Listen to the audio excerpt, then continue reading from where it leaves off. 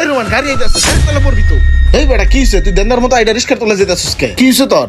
হ্যাঁ হ্যাঁ ও করতাছিস কে? এদিকে আয়। কি হইছে তোর? আন ক। ভাই রে, আমি তো কঠিন ধরা খাইছি। কি ধরা খাইছস? তোর কাছে কই, তুই কাউরে কইস না। ক, সমস্যা নাই। আমি যেই গ্যারেজে গাড়ি রাখি, আমগো এলাকার একটা গ্যারেজে আমি প্রতিদিনই গাড়ি রাখি। তা দারোয়ানরা আমার ফলো করতেছিল। তো একদিন গ্যারেজে গাড়ি রাখতে গেছি, তো দারোয়ান গাড়িটারে ঢুকাইয়া আমার পিছে পিছে আইলো। তখন আমি গাড়ি মুছতেছিলাম। রোমান ভাই, সামনের চাকা তো হাওয়া কম, দেখছেন আপনি? আরে সমস্যা নাই, হাওয়া দিয়া লবানে। ভাই, আপনার কয়েকদিন যাবত একটা কথা কমু কমু করে ভাবতাছি, কিন্তু হয় না। কথাটা কইলে মনে হয় আপনার একটু উপকারী হইব। আমার মনে হয় কথাটা কইলে আপনার একটু লাভই হইব। কি কথা?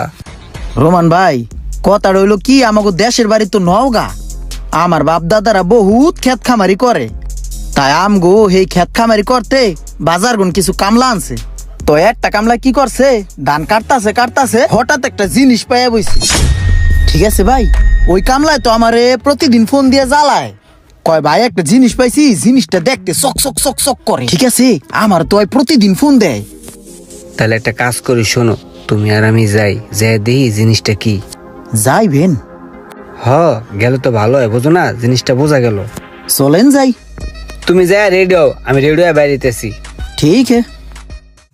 তারপর আমি তার কথা মতো তার সাথে তার গ্রামের বাড়ি চলে গেলাম। সন্ধ্যার দিকে একটা বাস ধইরা রওনা হই। পরের দিন ভোরে তাদের এলাকায় নামি। তারপরে আমরা একটা রিক্সা নেই। তারপরে অনেকগুলা গ্রাম পার হইয়া একটা প্রত্যন্ত গ্রামে যাই। এই ভাই পরে যান না, সাবধানে আইন ভাই, আইন একটু দেখে দেখে আইন। এই ধানের জমি সব আমগুর। এই মোশারফ ভাই, কই আপনি? হ্যাঁ কই ভাই আছেন নি? কই আহেন, এই জিনিসটা কই? আছে, এনে রাখছি ঘাসের তলে। কই হেডে বাইর করেন। এই যে এনে ঘাসের তলে লুকিয়ে রাখছি, এই জ্বলন। কই দেই দেই জিনিসটা দেই, আমার হাতে দেন। আশেপাশে আবার কেউ দেয়নি। জিনিসটা কি অরিজিনাল স্বর্ণ? জিনিসটা জানি কেমন কেমন লাগতাছে। এটা কই পাইছেন? খেতে কাম করতে গিয়ে মাটির তলেতে পাইছি। কিন্তু এটা তো স্বর্ণ স্বর্ণ লাগতাছে না। এটা কি জেনুইন ভাই? ধর্মীয় পাগল হইছেন? এটা মাটির তলা আসলে, এর লিগে হয়তো বা কালারটা গোলাই গেছে। এই স্বর্ণে খাদ হয় না, আগের জবানার রাজা বাদশাদের জিনিস মনে হয় পড়ে গেছে লেহেনে। আপনি যে কোনো ভাবে পরীক্ষা করে দেন, সমস্যা নাই। না ভাই, এটা কেমন কেমন জানি আমার কাছে লাগতাছে। ধরেন। এক কাজ করেন ভাই, হ্যাঁ তো একটু বলত কিসিমের বলদাই জিনিসটা পাইছে। এখন বলদাই তো বাজার নিয়ে ব্যস্ত তো না, যদি অরিজিনাল স্বর্ণ হয়। আপনার যদি সন্দেহ হয়, সন্দেহ দরকার নাই, সন্দেহ আমি দূর করে দিতেছি। এই যে লন কদ্দুর আমি ভাঙছি, এডু আপনি স্বর্ণকারের দোকানে নিয়ে দেখান। যদি অরিজিনাল স্বর্ণ হয় তো হইলই, আর না হলে নাই, ডিলে মেরে ফেলাই দিবেন। ঠিক আছে ভাই, তাহলে এটা আমি ঢাকা নিয়ে দেখি যে এটা অরিজিনাল স্বর্ণ কিনা, বুঝছেন? আর যদি স্বর্ণ হয়, তারপর এটা পুরাটা যদি নেই, তাহলে এটা কত দেওয়া লাগবো? ওর যদি টেস্ট করে স্বর্ণ হয় তাহলে ওটা বেশি চালেন, আর যদি পুরাটা নেন তাহলে বলদ রে 5 লাখ টাকা দিয়ে দিন। আচ্ছা, ওইটা আইসা নেই, আইসা দেখবানে, ঠিক আছে?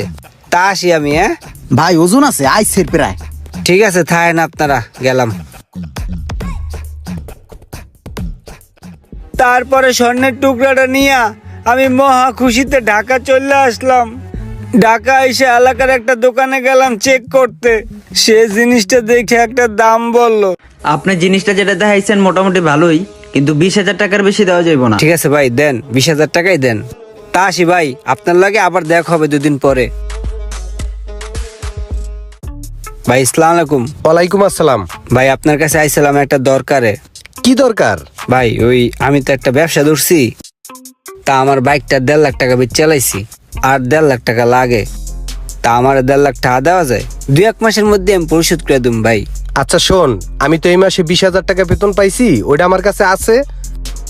আর ব্যবসা যখন ধরছস, তোর বাবির ভরি 2 স্বর্ণ আছে, আমি ওইটা বেচাই, তাহলে তোর দে মানে, তাইলে ওইটা দিয়ে তুই ব্যবসা বাণিজ্য কর। হ্যাঁ তাহলে ঠিক আছে ভাই, আপনি এটা রেডি করেন, আমি রাত্রে এসে টাকাটা নিবানে বাসাতে।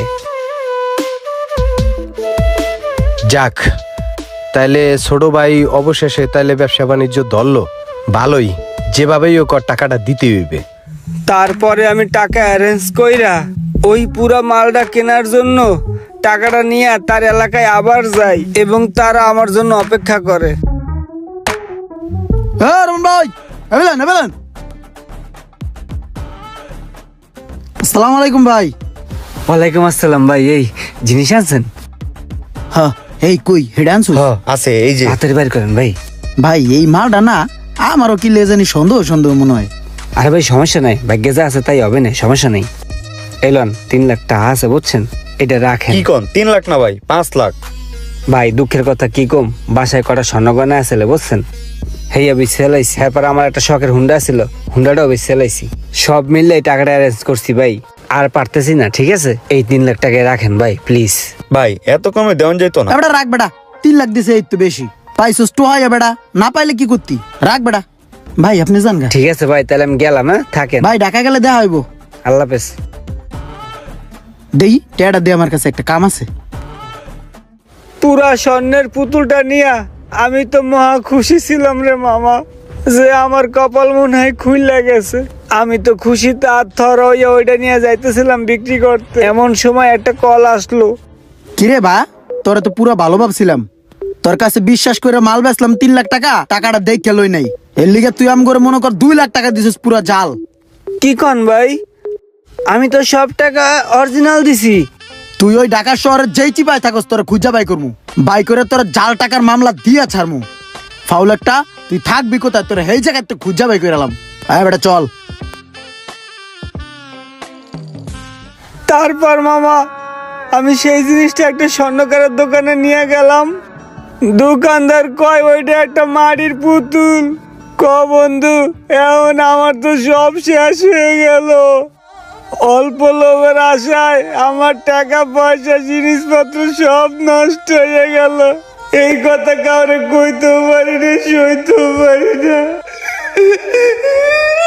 দিনে দিনে প্রতারণার হার বেড়েই চলছে।